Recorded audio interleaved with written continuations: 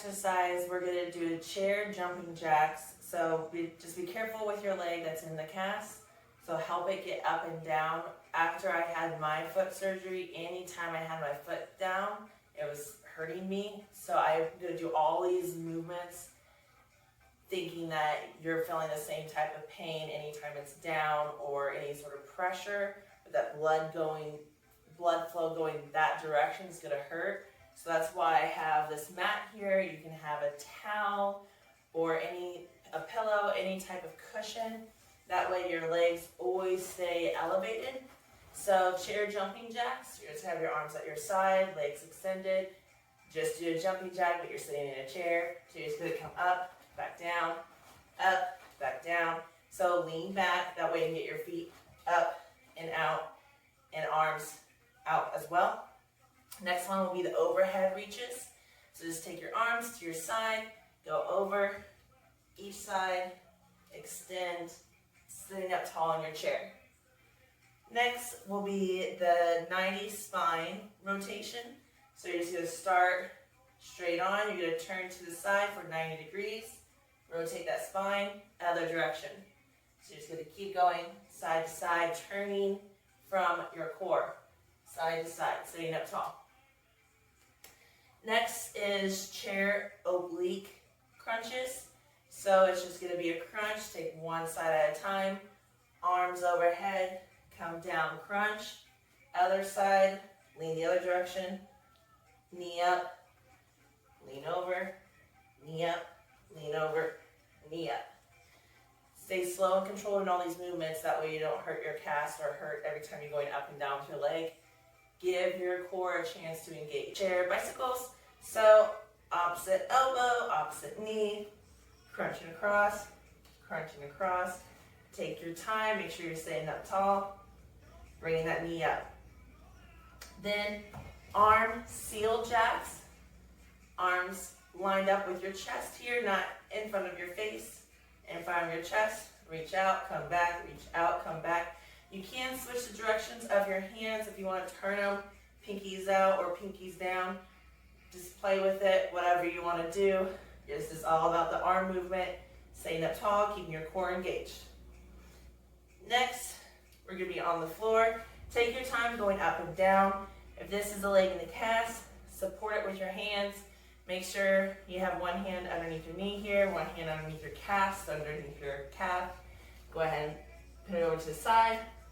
Rotating your stuff over, but not too far. That way you can still reach it. But we're done with this chair. We're going to use this. Hopping around here.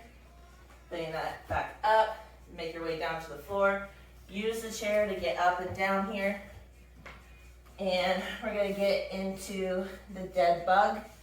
Now always make sure your calves are supported here. So really try to keep that foot up as close as you can to the back of that chair. Try to have your calf up. That way your legs are more elevated, your feet are more up, relieving that pressure of that blood flow.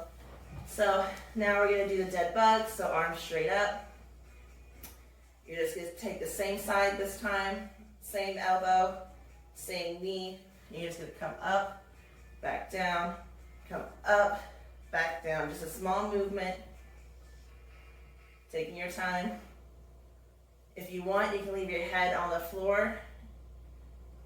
Same knee, same elbow. You don't even need to raise your head. Then we're going to do prone, up, out, together, down. So you're going to move your pad to the floor. So taking your time, holding that leg up. That way you don't have that pressure going down. Moving everything out of the way, bringing this back over. Keep that pad there. That way you can turn your foot, put your shin right on top of that mat. That way you're supported here as you lay down. So prone simply means stomach on the floor. So you're just going to reverse this movement of going up, out, together, down, up, out, together, down. Really make sure your core is engaged and you're not crunching your back. There shouldn't be any back pain. So as high as you go depends on the flexibility of your back. Don't try to overdo it, just a little movement. Next will be the up-down planks. Make sure your shins are supported there. Hands underneath your armpits here. So that way when you push up, your shoulders are over your wrists. Engage your glutes to help support your core. Go down, come back up. Last hand that touches, back down, up. Exactly how it sounds, up, down. That's all you're doing. Next is going to be ab sprinters. So you're gonna have your arms down at your sides, elbows on the floor here. Opposite elbow, opposite knee, just like if you were running. So come up, sprint, back down, come up. So it's that sprint position when you see the sprinters at the start line, taking that position. Up, down. So take your time. You might not be able to get up as high the first couple times, and then back down. Because that's all the movement is, but you're not twisting, you're staying dead on here. And back down.